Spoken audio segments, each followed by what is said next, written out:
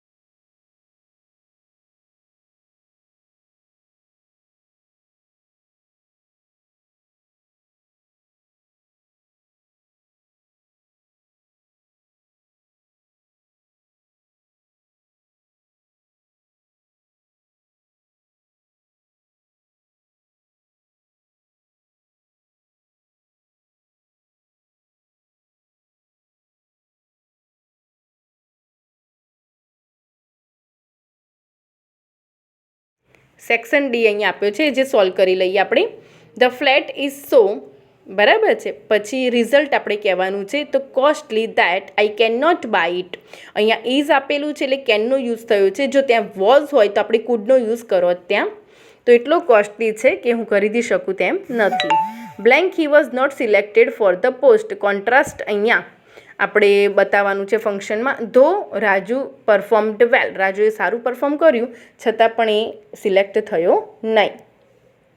તો ધો છે એ કન્ટ્રાસ્ટ બતાવે છે છતાં પણ.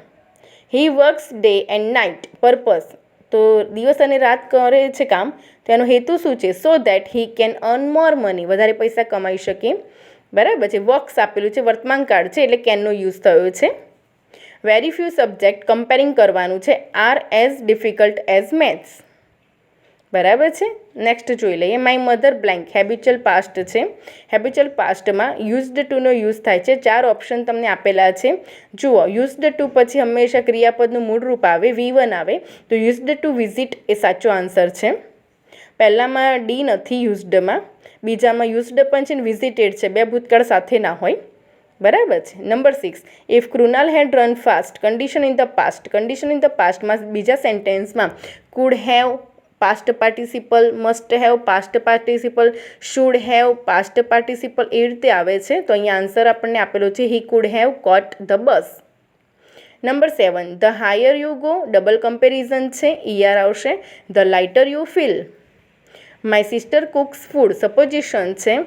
As if she were an expert cook. As if આવશે અને હંમેશા એમાં વરનો યુઝ થાય છે. વોઝ એમાં ક્યારેય આવતું નથી, તો એ ખાસ ધ્યાન રાખવું. હવે સેક્શન ઈ છે, જેમાં તમને પેરેગ્રાફ રાઇટિંગ આપેલા છે. તો બધા જ પેરેગ્રાફ રાઇટિંગ એટલા જ ઇમ્પોર્ટન્ટ છે, જેથી એકવાર ચોક્કસથી વાંચી લેવા. જો તમને મારો વિડીયો ગમ્યો હોય તો મારી ચેનલને લાઇક, શેર, સબસ્ક્રાઈબ કરો અને તમારા ફ્રેન્ડ્સને પણ ડેફિનેટલી મોકલજો. Thank you very much.